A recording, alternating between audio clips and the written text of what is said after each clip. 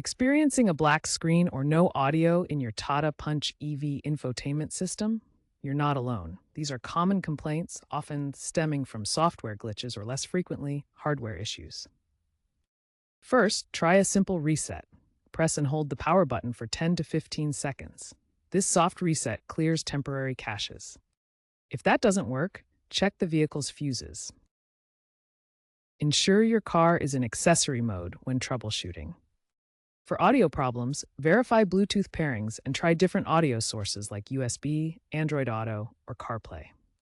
If problems persist, software corruption or connectivity issues with the car's CAN bus might be the cause, warranting further action.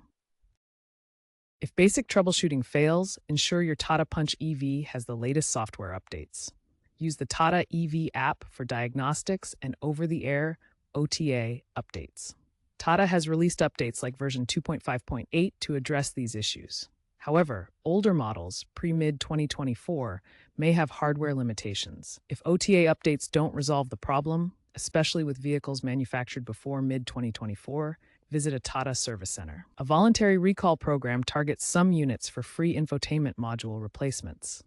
Persistent issues may indicate hardware failures or faulty wiring, accounting for about 20% of cases.